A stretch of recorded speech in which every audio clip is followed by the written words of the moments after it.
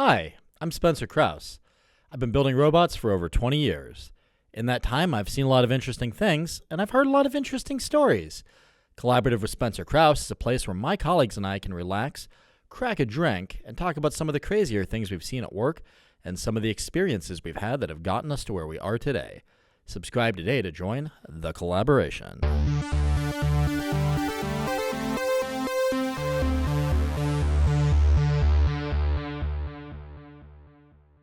Welcome to the Collaborative Podcast. I'm your host, Spencer Krause. Our guest today is Mike Smocer. Mike is the CEO of Mind Vision Systems, a company doing really interesting things with imaging in minds and mapping. Mike, welcome to the pod. Thanks, Spencer. We've had a lot of these conversations, except that it wasn't wired up, so it'll be interesting to see how this goes today. This will be the best one ever. I'm sure it will be. I have great faith. Always fun to hang out with you, man. Likewise. Thank you for making it on. You bet. So tell me a little bit more about how you got to where you are. What's been your journey into Mind Vision Systems? Wow. So that's a long journey. So let me try to just hit a couple of highlights. Sure. So look, I'm a mechanical engineer undergrad, and I always joke with people because I've worked around, best and brightest engineers my entire career that I'm not that good of a one. And, I became an engineer because I saw my dad, who was very good, great nuclear engineer, and I admired him deeply, and I was good at math, and it was pretty much that simple. So it was just luck being in that position and watching somebody who I had great respect for that took me into engineering in the first place. So I struggled around with it a little bit, but I learned a lot. But I found my way into the business world not long after I graduated. I was working as a project engineer, and I decided to go on and get my MBA, and I found out, wow, this is really coming naturally. Maybe there's something here. And while I was working, I remember in my first job, and believe me, I won't take you through every year here. That's all right. I like that. I like the tangent. I was working as this project engineer, but I'm observing the marketing engineers, and I'm seeing that they're working with our sales force, and I'm watching the visceral commitment that they had, and through them that our salespeople had. I remember saying to somebody early on that, wow, that seems really exciting. It seems like you go to work Monday morning and you basically get done with work on Friday night, and I said that is a good thing. That you're so committed and so deep into, your career that you'd be willing to do that. What I later found out in sales is you never are off work, but nonetheless, it wasn't that long afterwards. I finished my MBA and I started my career in sales, and it was about 3 years of, trying to figure out where to go, trying to figure out what I was best at, how to define the types of companies I wanted to work for. I sold equipment. Big engineering equipment that was, the foundation of my initial project engineering work. I tried my hand at software, which was really about lease finance or lease management software early on. That was my first startup experience, but it didn't last very long. And at some point I put two and two together. I said, look, I really like working with engineers. And perhaps it's, just the connection with my father and how gritty and how authentic I always felt he was. But nonetheless, that's the way I saw engineers versus, working in much of in the other selling environments that I've been in. So I also found that I liked selling software at the time. I found that with software, it's not about the cost and the margin. It's about how much value can you establish for the product that you're selling and how much does it actually deliver. And then repeat business is about the truth of that product and whether or not it lives up to that product promise. And naively, I felt that I had more control over my outcomes than perhaps I did, but nonetheless, that's an important part of anybody's sales mentality, is that believing that you can control those outcomes. So I found my way into a software company, and I remember that time I was literally unemployed for a couple of months. My wife and I had just started dating, and she stayed with me while I was unemployed. So let's say I owe her. I had nothing to offer at that point. And we're still married almost 28 years later. But I started looking through the Pittsburgh Technology Council pages, and I looked for companies that were software and that were focused on engineering solutions. And there weren't that many of them, but I ended up going through that list, starting at the A's, calling the VPs of sales and telling them how wonderful I was and that they should hire me. And it's probably not a coincidence that the company I ended up working for starts with A. It was Ansoft here in Pittsburgh. And it was a great success story. I found myself there, in fact, in my career. It's why I really believe, and especially now, but even back then, the 20s should be a time where you explore things and test things and make some mistakes to the extent that you can financially. It's important to figure out what you want to do because otherwise you're going to question it later. And I had the good fortune of being able to do that. And it was at that point, late 20s, my career really took off with Ansoft. And, the commonality from that point to where I am today is rooted in probably a couple things, few things maybe. One is that I always felt like 4 years was a rough increment on doing a job because you end up with a depth of experience. You have to deal with a lot of the ups and downs. You have to fight through the troubles. You have to show that you can be there and be resilient and make it through and come out on the other side. That's what success to me is. It's not being right place and right time for a year and a half or 2 years and then moving on to the next right place, right time and constantly chasing that. I was always worried about having the same year of experience over and over again in my career. And if you look at my career, it was always about 4 years, 3, maybe 5, but it was always plus or minus, 4 years plus or minus where I was moving on to that next role. Ansys acquired Ansoft. I was a sales director at the time for Ansoft. I was over a course of in my management career at that point was the last 6 of the 9 years that I spent. Sorry, I'm losing track of time. 7 years of the 11 perhaps that I was at Ansoft before the acquisition. 3 of those management years were focused on sales both in North America and in Europe. Very formative stuff, learning those different cultures, what sales looks like in different environments. That helped a lot later on. And when Ansys acquired us, it really led to some other big things for me, where I was able to broaden the perspective that we had. We were selling really almost every engineering physics under the sun. It was applicable to every discrete manufacturing product in the world, industry in the world.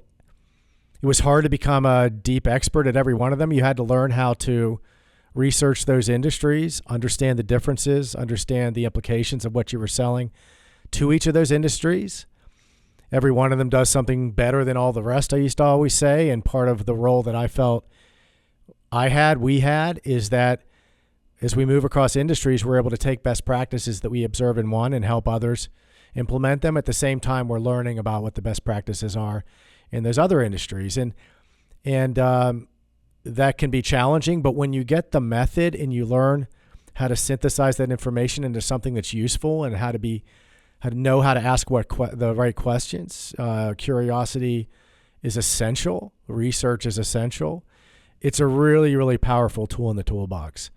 And there was a point in time where about 4 or 5 years before I left Ansys, I had made the decision looking around Pittsburgh that Pittsburgh is rising mainly because of the technology community. Spencer, you're a huge part of that too. Oh, thanks, Mike. And I always say that, look, when I was an undergrad and a graduate student at University of Pittsburgh, there were places near and around that part of the city you just didn't go, and these are the hottest spots in the city now. And it's really technology that's made the difference. It's what's filled the gap with the steel industry. Healthcare, of course, is a big part of what we are, banking, but they've always been here. So I wanted to be part of that. I felt that there was a renaissance happening. It was rooted in technology. I felt that we needed more commercial successes, and I decided that the second half of my career I wanted to focus on the Pittsburgh startup community. And fast forward 3 startups later, I'm now CEO of Mind Vision Systems, and I'm having a ball. Nice. No, that's awesome. And I like that answer too, because it walks through like a lot of kind of just personal journey and career growth. And what were some of the ways that you kind of learned how to sell when you first made that transition from engineering to sales? So I always hesitate calling myself an engineer again, but what were some of the methods? I was insanely curious about it. I devoured every book I could conceivably I would come across or anybody would recommend to me. I remember being at a conference in San Francisco, very early stage of my sales career, for example, and I'm just sitting at a bar with my CEO, and this guy is talking about the best selling method ever is strategic selling by Miller Hyman. Oh, interesting. And I still tell people, like, if you're going to read 5 books, that's one of them you probably should. Peter Seife-Mathon's a huge fan of that one, too. Interesting. Yeah, it was really groundbreaking. And it's not the only groundbreaking book, but maybe it was just the alignment with where I was in my career and the timing of what I learned or what I needed to learn. But it taught me about complex selling, the difference between that and simple selling. And believe me, I was listening to a lot of those tapes and books, too. But I just immersed myself in it, Spencer. It was really that simple. I always bristle at, somebody saying that so-and-so should be good in sales because they get along with people or they're an extrovert. Well, certainly that helps, but there are a lot of really, really good introvert salespeople. And there are a lot of really, really bad extrovert salespeople. There no doubt are. And it's a discipline like all others. And you can treat it as such and become excellent at it, or you can be mediocre, and you could probably say that about every discipline under the sun. Yeah, fair enough. But how did I get into it? I got into it by just deciding I wanted to be good at it, by being intensely interested in it, and by reading everything that I could. I did that too. Yep. And then your career then takes you where it takes you after that based on your success stories and the choices that you make. That's awesome. No, it makes sense. What are the other 4 books besides Miller Hyman that you'd recommend? Oh, great question. And I always forget a couple of them, but I will say one of the more modern books, although it feels modern, but it was probably 12, 15 years ago, is The Challenger Sale. Oh, that's a good one. And I just think that says everything about it. I have often talked to my teams where it's a dense read, I feel like. Yeah, it's an interesting read. In fact, the gentleman who did the research, this was with I want to say Boston Consulting at the time, or one got acquired by the other. I can't remember exactly, but I got to know him a little bit because he became the chief product officer at a partner company of mine in my first startup. And he told me the story of it. He said, it's interesting. It took something like, 20 years to do the research for, I don't know if he called it spin selling or some other selling book that was out there. It took us about 2 or 3 years to do the selling, and now AI, and that's part of what he was involved with, can learn this in a couple weeks, and that was about 10 years ago, by the way. So they were on the forefront. But I found it really demystified this idea, or at least exposed the idea that, hey, you can be a nice person and have a great meeting, but it really isn't selling. And I always likened the connection with that book. I always tell people is that, look, your best friendships, your marriages, whatever, they're not characterized by everything being wonderful all the time. They're characterized by sometimes solving really hard problems together and getting through them, and sometimes challenging what the other person is doing because you love them, admire them, respect them. And it's through that connections are made, progress is made, and I don't see selling as any different than that. And the Challenger Sale really, really nails that, I believe. So that's another big one. And I'm just going to leave it those 2 for now, if that's okay, Spencer, because enough. I don't want to embarrass myself by forgetting this after I've just said I've consumed books. But there are plenty of them out there, and I think those are the 2, if I'd recommend any, would be the first 2. That's all good. If I can throw some in, Jeffrey Gitomer's Little Red Book of Selling. Yep. Less complex, but I would say good transactional selling book. Yeah, exactly. Brian Tracy back in the day, if you want transactional selling methodologies and you want to think about, I remember something I learned from him that, look, there's only so much selling time in the day. So get your plan together the night before, the weekend before. And it's something I still live by. I like, man, it's the middle of the day. People are available. And I feel like I'm cheating if I'm doing research work in the middle of the day, still to this day. Yeah, because that's time that you can only really use for that. Exactly. Yeah. This episode of Collaborative with Spencer Krause is brought to you by Rockwell Park. If you're building something in tech, robotics, AI, or even advanced manufacturing, Rockwell Park is already home to companies just like yours. Located right here in the historic East End of Pittsburgh, Rockwell Park has spaces starting at 1,000 square feet all the way up to over 100,000 square feet. So if you're an early-stage startup or even a Fortune 500 company, here you can scale without limits. Look, we built this studio in Rockwell Park. We love working with these guys. You should check them out. If you're interested, go to rockwellpark.com. Collaborative with Spencer Krause is sponsored by SKA Robotics. If you're in the market for elite field robotics expertise, please consider hiring SKA Robotics. They sponsor this podcast and solve some of the toughest engineering problems in the world.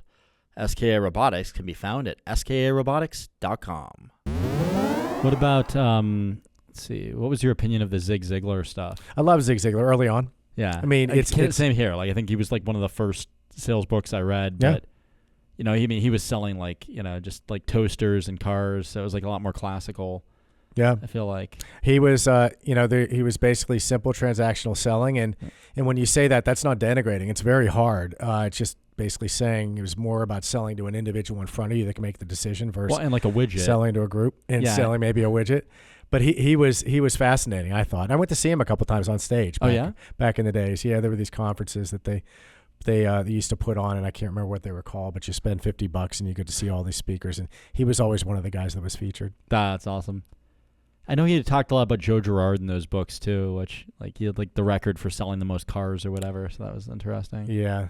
He was an interesting fellow. There was for those that maybe are as old as me or close, there was a book years ago called What They Don't Teach You in Harvard Business School. Nice. And the name of the author's escaping me. He has passed away, but he founded IMG, the sports consulting business. He was an early sports agent for Arnold Palmer and I think Jack Nicklaus and a couple other golfers, and ultimately ended up representing people like Tiger Woods and many others. Oh, that's cool. So he was the founder of that. So I read that book early on, and I think it was before I went to graduate school, but it's definitely a good one and timeless. But then he had a couple tapes out. It was Mark McCormack. That's his name. And he had Mark McCormack on selling and Mark McCormack on marketing. And if they're still available, especially the selling book, I would definitely recommend reading that. There are a lot of salespeople that have been on my teams that will probably hate me for saying this now because I don't always embody it when I'm leading my teams. But I'll say this: one of the things that Mark McCormack used to talk about was that you're never going to convince me to buy on your timetable. It'll be on my timetable. Now, when we hit the end of quarters, we're always trying to hit certain fiscal periods that are, for the most part, artificial, but there's still periods where you measure success, and they are important.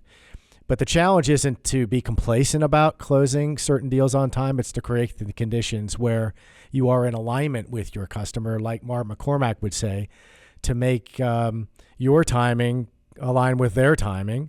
And if you can't, well, you have risk in your sale. And I learned a lot from some of those early comments that he made in his on-selling tapes as well.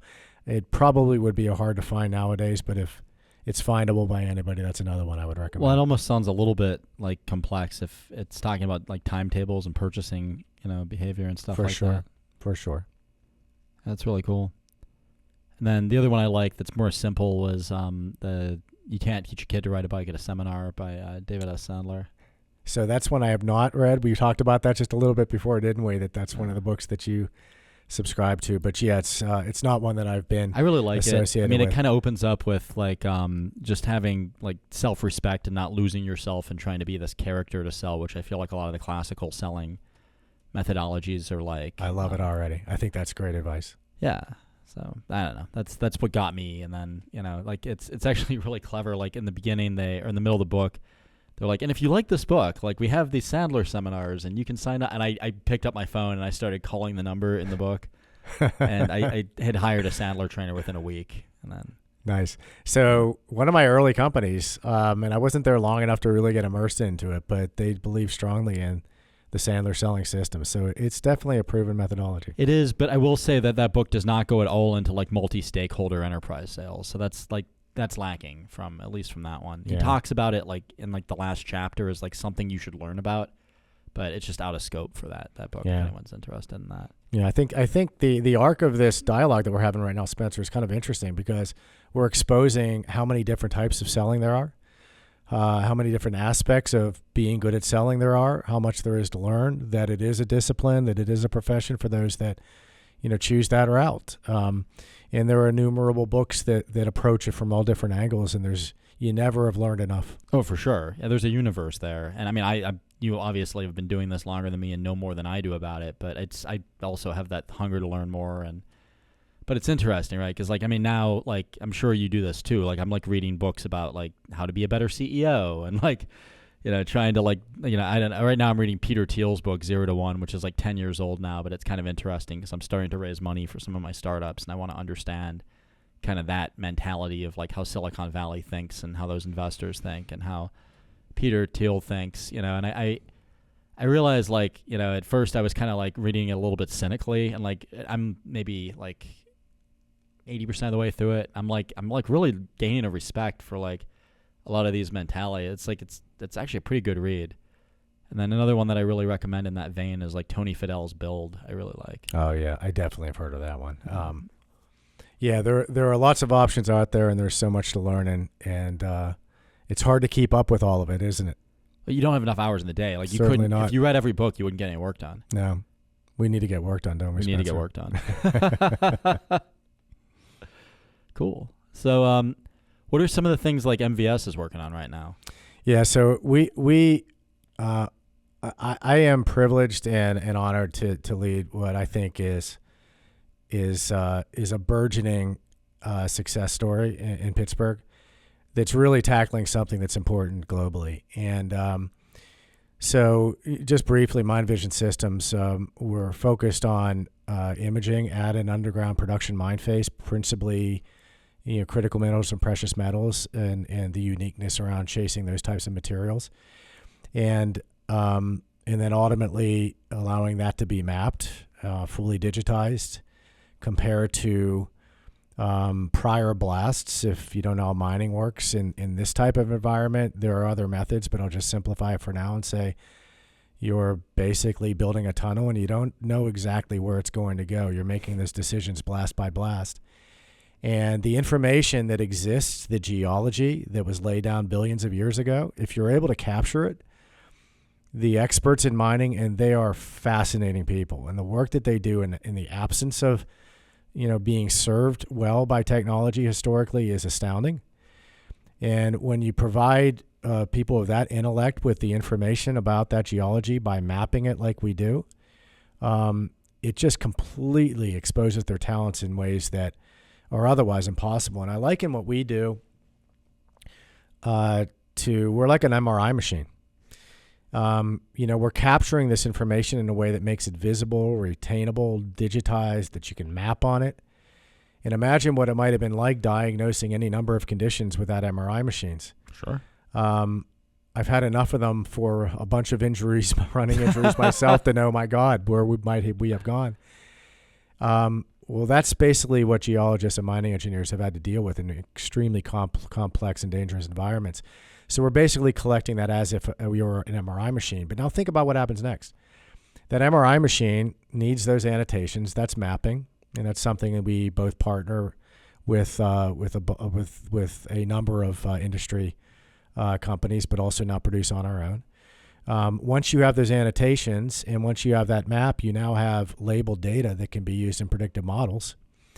And the industry itself has, again, had this lack of technology that's allowed it to understand what's happening blast by blast. And you might say, well, why? Why is that so difficult? Well, you have to remember, you're in a very small space underground. There is no GPS. There's no compute power. There's often no real communications network. The information is most valuable. Much of it is, anyhow, not all of it. At the moment when you blast and you take that image and you want to be able to see it on a tablet or an iPhone such that you can make a decision at that critical moment where it has the highest degree of value. And with all of those things that are lacking underground, it simply is very difficult to build technology that can fit in that environment and not disrupt the workflow. You can build big equipment that sits on the back of trucks, but you're in a small mine. There are people there. There's drilling equipment there. There's other vehicles moving in and out. Like, that's not possible. And you're not going to stop production in a mine because somebody's waiting to get a picture and back the truck in. So, there has to be understanding and knowledge about the workflow in the industry. And we're blessed with a number of incredible people at our own company that have spent time in the mining environment, and otherwise some have worked, in mining and as a technology provider for 20 plus years. So it's all of that insight, as well as the robotics expertise and the AI expertise that we have on the other side of the house combined, that just makes us who we are.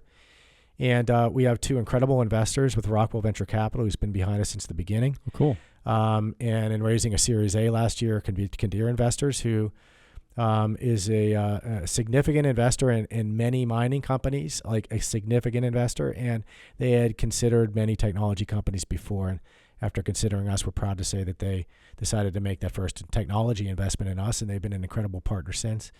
And all of this ecosystem that we've built with our in-house technologists, our mining expertise, our history dating back to CMU and NREC, and the investors that we have behind us is putting us in a position where we can continue to build out this roadmap, this strategy, and work closely with our customer partners and our adjacent technology provider partners, which we covet quite a bit, and we've developed some very strong relationships across the industry there. That's awesome. I mean, you've built up a hell of a business, and I'm a huge fan. It's been incredible just to see kind of how the company has grown under your leadership, and I'm looking forward to lots more great things for Mind Vision Systems. Thank you, Spencer. We're having a great time, and I'm looking forward to getting that news out there as we make these breakthroughs step by step.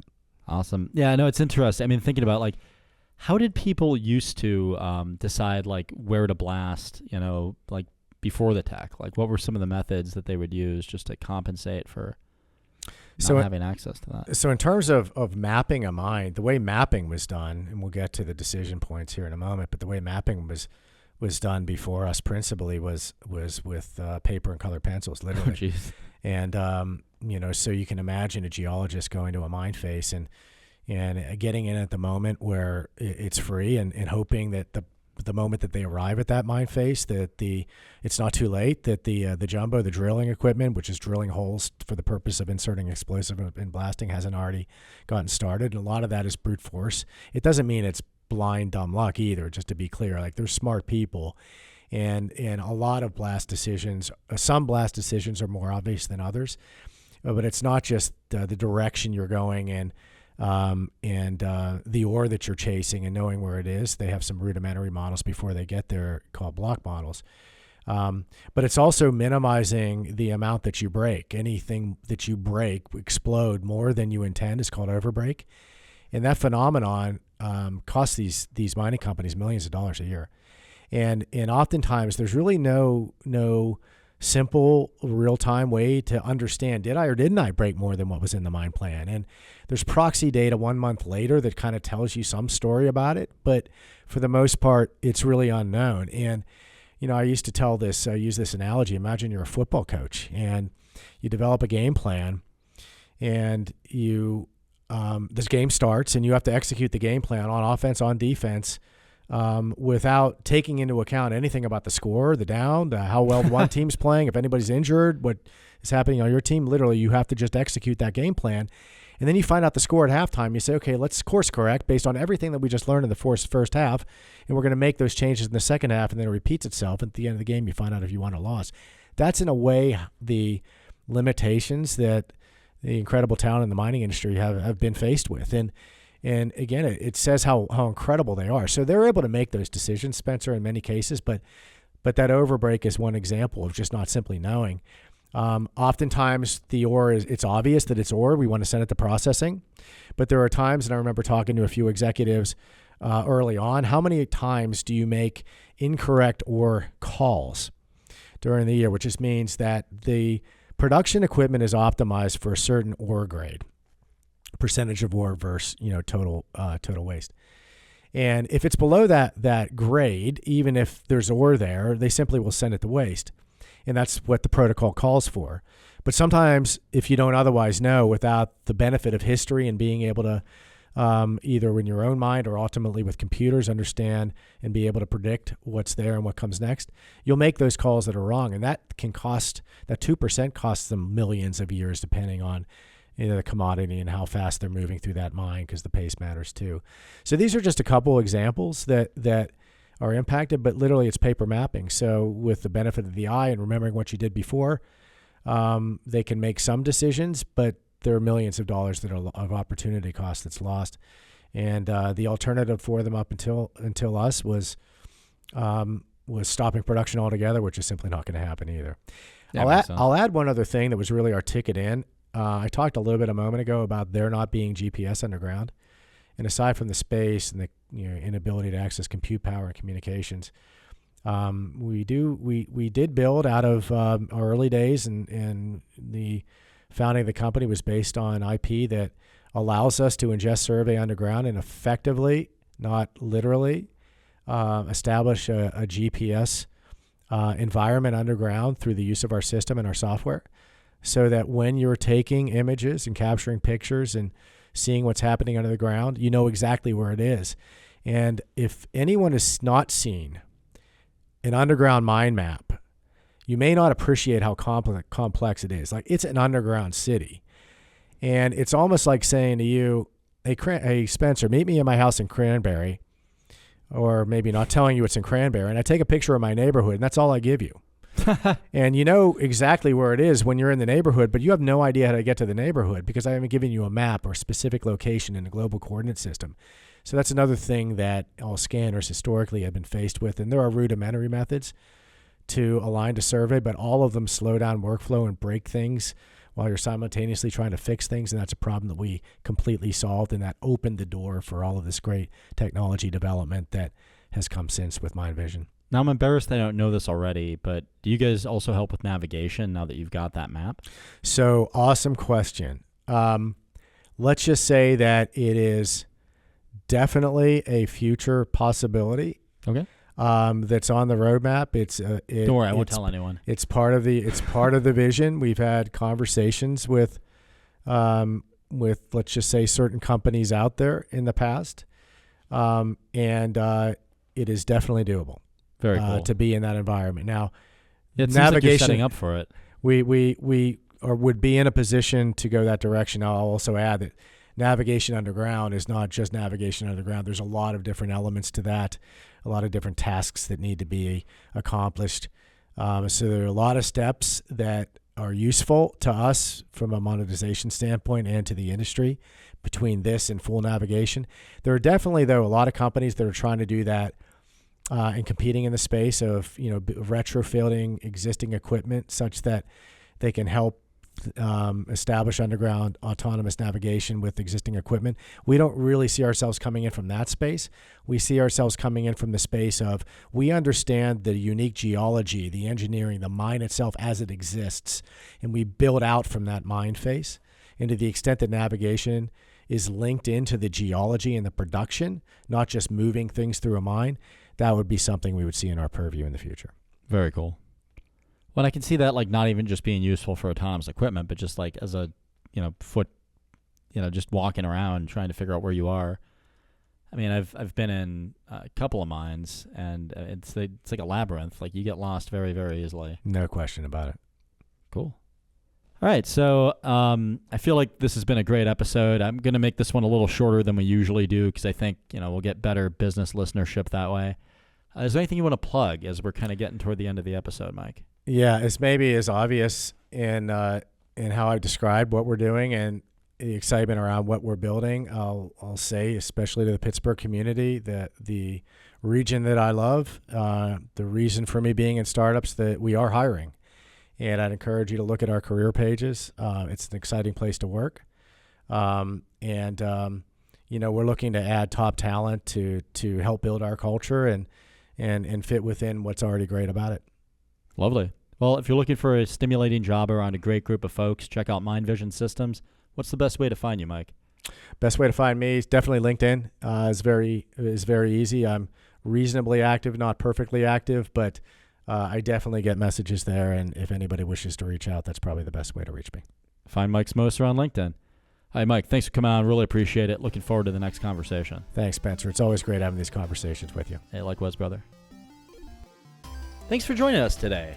If you've made it this far, chances are you'll like other episodes too. Collaborative with Spencer Krause can be found on YouTube, Google Podcasts, Spotify, Apple Podcasts, Pocket Casts, and Radio Public. Subscribe today to get notified when the latest episodes release and support the channel. Have an idea for a guest I should interview? Hop in the comments and let me know who that is. I'm always looking for new people to talk to, and chances are you know folks that I don't yet. Thanks for coming in, and I'll see you on the next one. Collaborative with Spencer Krause is sponsored by SKA Robotics. If you're in the market for elite field robotics expertise, please consider hiring SKA Robotics. They sponsor this podcast and solve some of the toughest engineering problems in the world. SKA Robotics can be found at skarobotics.com.